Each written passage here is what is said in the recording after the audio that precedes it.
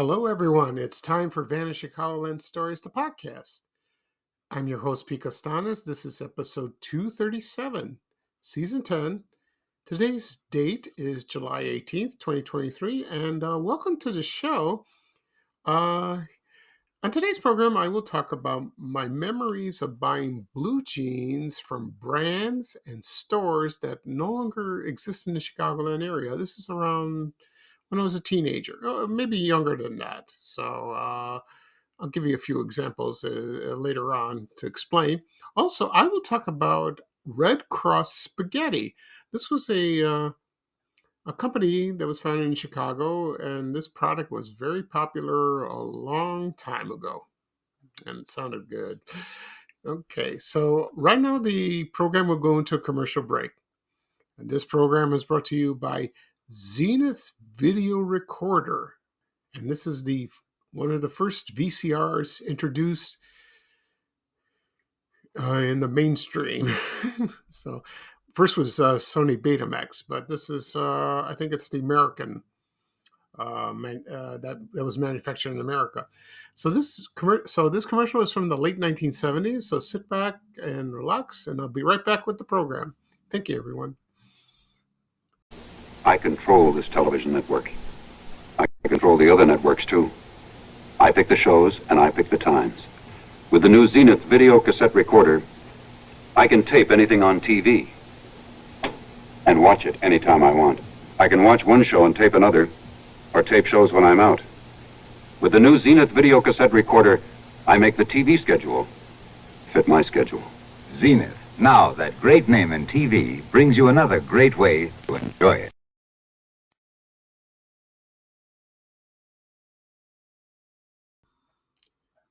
Okay, everyone, I am back. I hope you enjoyed the commercial for Zenith video recorder. It's one of the earliest VCRs that was made in the late 1970s. Of course, the other one was Sony Betamax. That was a different format of that particular appliance.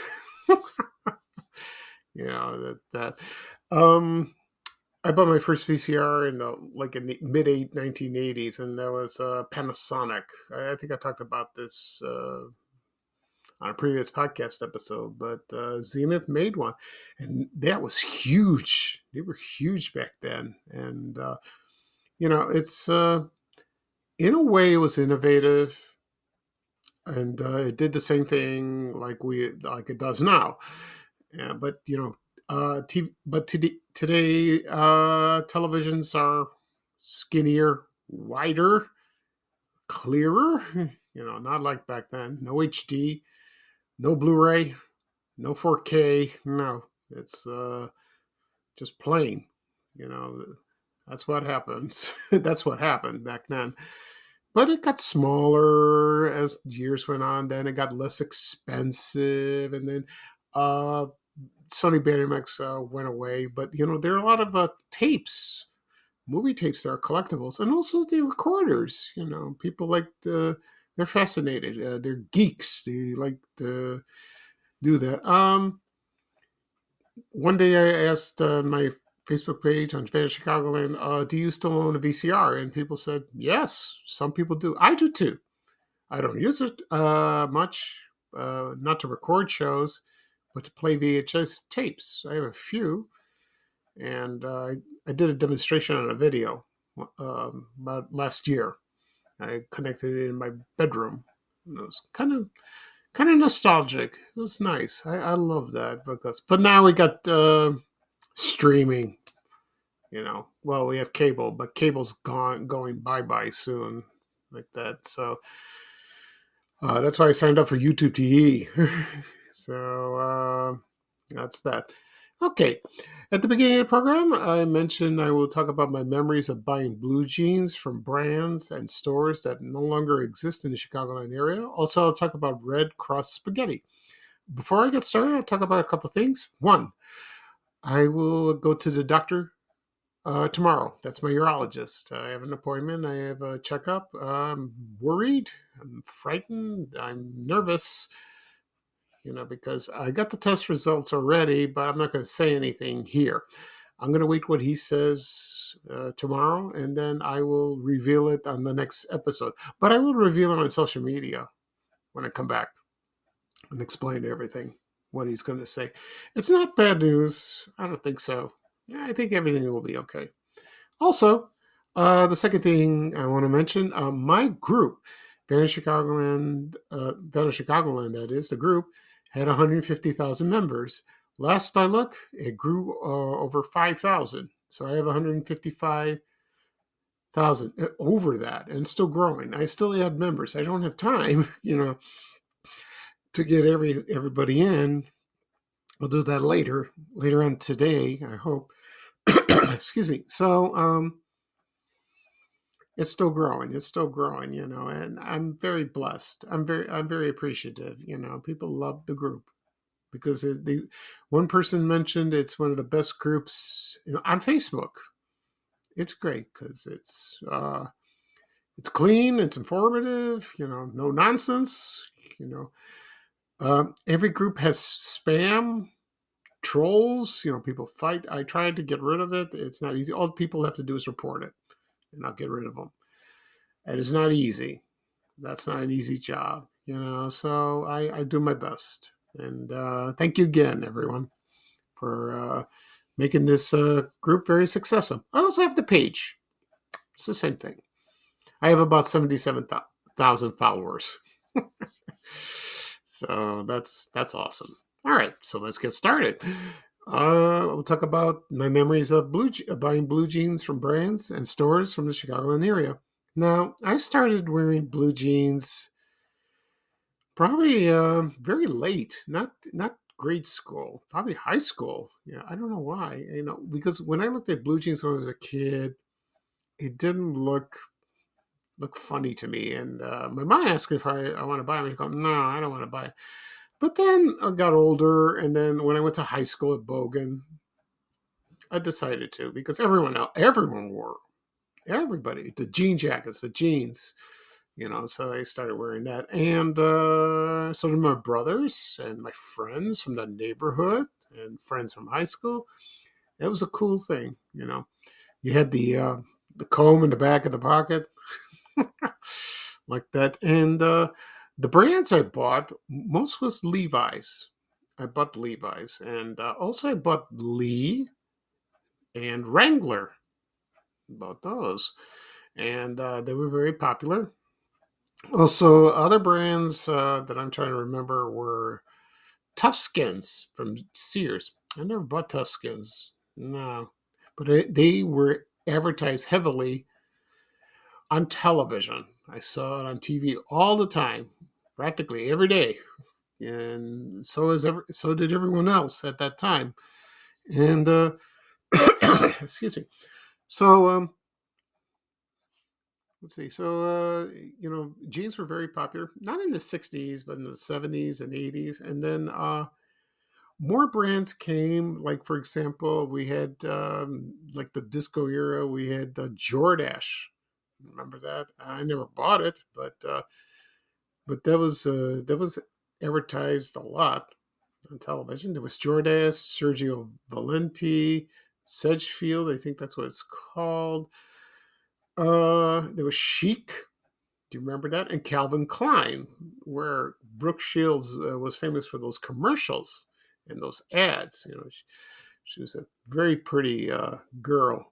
She's still a lovely lady today. And that went on to all the way to the 80s and 90s. And I still wear my jeans. I still wear my Levi's. I love them. They're comfortable. I wear other pants, but jeans I like. Even short pants, long pants. 501 Levi's. Now the stores I bought my jeans, I'll give you an example. I remember buying them at Fort City Mall on the southwest side of Chicago near my old house. I bought them at Just Pants. Remember that store? It was downstairs in the lower level in Peacock Alley. And they had a store there. And I bought a couple of times there. Also, there was the county seat. They had I believe they had a store there. I think they did. There were like a lot of locations, the county seat. So they specialize in Levi's. I don't know if they had other brands. I don't remember. So they had the county seat, and then let's see what else. There was Just Jeans. Remember that there was a store on 79th Street, right across the street from Bogan High School. I think there was a jeans store there, and this was in the early '70s. And someone mentioned there was one in Oak Park, or or was it Just Pants? They mentioned the locations. I found an ad that was at Just Jeans in Dalton, Illinois. And there was also a jean store called the Pants Box. I think they sold other clothes. That was on South Archer Avenue, I think near Kedzie. And they had like a sign or something like that, and it said Pants Box. I thought that was unusual. But once I posted this yesterday, when I announced that I'm going to talk about the subject, people remember where they bought them, and they mentioned the stores and the brands. Mostly it was Just Pants, because Just Pants was everywhere. They had a store in Michigan Avenue, the Fort City, which I mentioned. I think one in Oak Park, the one in River North. Most of the malls. I don't know if Evergreen Park did. I know Lincoln Mall in Madison did, and maybe Orland Park at Orland Square, possibly. So it's a lot of fun.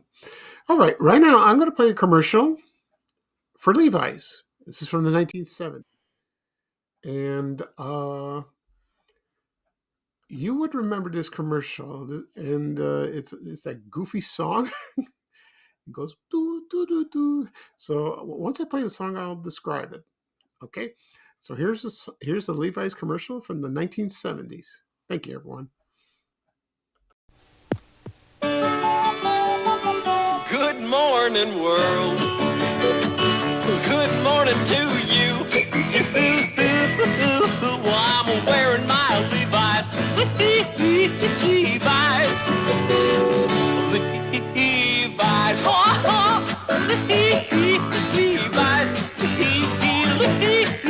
Levi's.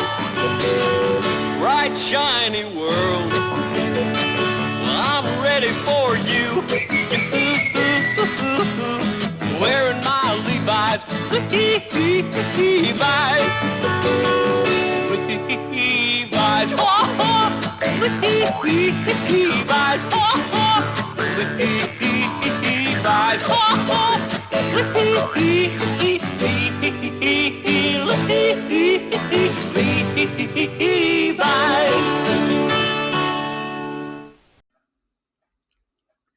Okay, everyone, I'm back. I hope you enjoyed the commercial for Levi's. This is from the 1970s. You probably remember this, that goofy song where you can catch it on YouTube. It's this kid, he appears and reappears somewhere around his neighborhood in front of his house. And they used to show this commercial a lot when I was growing up. When I came home from school and watched television. Like, for example, Magilla Gorilla. Let's see, Speed Racer, The Munsters. I'm trying to think what else. Yeah, the Brady Bunch, Batman, the Monkees, and the Partridge Family. I'm sure they played on Channel 9. The shows I mentioned, they aired on Channel 32. Maybe I didn't mention that. Like, for example, Gilligan's Island, The Flintstones, I Dream of Jeannie, Bewitched, Hogan's Heroes. Like around that area, around starting at 3 o'clock, all the way to 6. And they showed this commercial like every day. And I remember this commercial very well. You can't get the song out of your head. And like I said, it's kind of goofy and it's fun to watch. I don't know who sang this song. I don't know. I didn't do research on it. No, sorry. Okay, so that's my memories of buying blue jeans from brands and stores that don't exist in the Chicagoland area. Oh, right now, if I want to buy a new pair of jeans, I go to Kohl's or that. Or I forgot to mention the Gap. That came later. The Gap's still around, but they're a little more. They have more variety, not like back then, because I think they sold jeans first, like that. They did that, and so they last a long time. They're very comfortable indeed. Okay. Next up, I'm going to talk about Red Cross spaghetti. Now, a lot of people today don't really remember this brand, but I think like people older than me did, and it was very, very popular. I mean, it was there for a long time. Started about over 100 years ago, and you would find them in like grocery stores, like for example, Jewel, Dominic's, maybe Hilo Foods or National Foods. You name it, they had it. So I'll give you a history of this place. There's not much. So this was founded, the product that is Red Cross Spaghetti was founded by the John B. Canepa Company. And they were founded by two brothers. And they were from Genoa, Italy. And they came over to Chicago, and it was founded in 1860. I think that was true. I think so, 1860. And so this is probably started like in a little store, or maybe not a plant. So they probably made everything homemade. So the whole family migrated there, and I think the first. And then when the Chicago fire happened in October of 1871, it burned down. Then they rebuilt it, and it was located like around 100 or 102 Indiana Avenue. I think that's the South Loop or something, or I think it's something. That was the address, but I think the address has changed back then. So, like that. So it's probably around the downtown area, and so they started manufacturing this brand, this spaghetti, and it just it took off like hotcakes. They didn't make hotcakes; it just did that. And so the founders they passed away later on, and then their sons took over, and their wives, and they ran the plant. And eventually, the plant moved on about at 310 West Grand Avenue. It's on the River North area. And that was there until it closed, like that. And when I posted this about yesterday, people remembered the spaghetti. They remember it came in a, excuse me, I sneezed. Excuse me about that. It came in a box like that, and the paper was dark blue, maybe light blue, and it was blue tissue paper, and it protected the spaghetti from not being yellow. It didn't turn yellow. Well, it was yellow, probably. Maybe it was white. I don't know. They said that, and what the memories of these people mentioned that it was very long and folded in half like that, very long spaghetti, and they liked it a lot. They really did, and which I never knew that. I decided to talk about this product when I was having dinner the other night with my mom and my brother, and she made pasta, and she brought up Red Cross, and I said, "Well," and I said, "Mom, do you remember this spaghetti?" She goes, "Yes, I did. I bought it all the time. It was very good. It was very long, but it was very tasty." Oh, that's great. Yeah, but I don't remember it.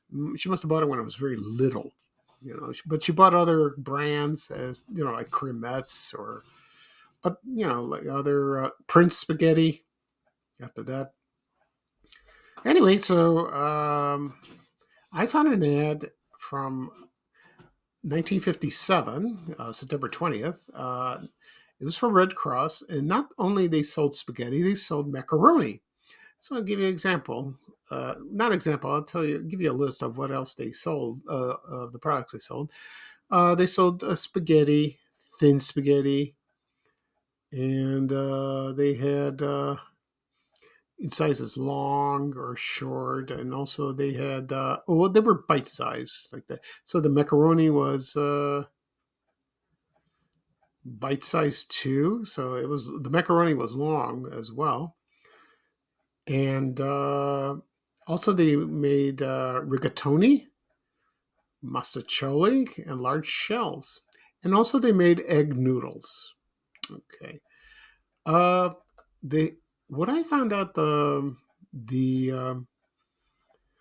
this was interesting. The cross was from something about it was like a symbol or something from Genoa. I'm not exactly sure, but that's where they got the red cross. Oh, it's right here. It was like a bow in the direction of the Duke of Genoa, and that was his emblem, and that's where they got the red cross. Okay, I gotcha. I apologize. So I'm trying to remember if I ate the spaghetti. I probably did, but a lot. But used to see those everywhere in the stores. The plant, which was located on Grand Avenue, it closed. I'm not sure. Maybe in the 80s or 90s. Right now, it's a not loft apartments or condos. If you're driving around the River North area, and you find the address at 310 West Gravener Avenue, there it was. That's where they manufacture it, like that. You know, uh, I found an ad about with Polk Brothers, and they had like a contest, like a spaghetti cooking contest, and Red Cross was sponsoring that.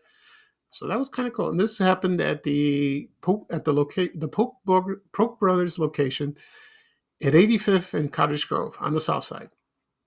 They did that, which was fascinating. You know how long spaghetti cooks? It's a lot. It takes time to simmer it and cook it. Oh, you got to strain it. Get rid of the starch and all that. But spaghetti is one of my favorite foods. I love it. I really do. Okay, so that's it for this program. I'll give you a recap of what I talked about. I talked about my memories of buying blue jeans from brands and stores in the Chicagoland area that no longer exist. Also, I talk about Red Cross spaghetti. All right. So this program will be published later on today, and it will be available wherever podcasts are. I've said this many times. Apple Podcasts, Google Podcasts, Spotify, Amazon Music. You can subscribe. You will receive a notification when the episodes are ready to listen. Also, it'll be on my YouTube channel, Van Chicagoland Stories. So a lot of people still ask me, where do I find your podcast? And I always tell them the easiest way to find them is there. If you don't have, you can listen on your computer, your phone, your tablet, your laptop. Hit subscribe, and it'll be ready. Also, it'll be on my social media accounts: Facebook, Twitter, also, Instagram as well, and also the new one, Threads. You can click on the link like that. Also, it'll be on my blog, vanchicagoland.blog. Okay. So I will do another podcast probably this weekend. Well, we'll see what I'll talk about. I got time to think it over. Okay. So that's it, everyone. This is Pico Stanis, your host for Van Chicagoland Stories, the podcast. Thank you for joining me. I had a great time.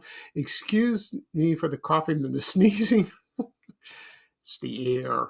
We got the Canadian air, and I've been staying indoors. So I haven't done my walking much. I should, but we'll see about today. But it's going to get warm this week, so I got to be careful. Okay. So anyway, here's bye-bye from me, and here's a little traveling music from Ray Rayners saying bye, bye, bye. Take care, everyone. So long. We have to go. Bye, bye, bye.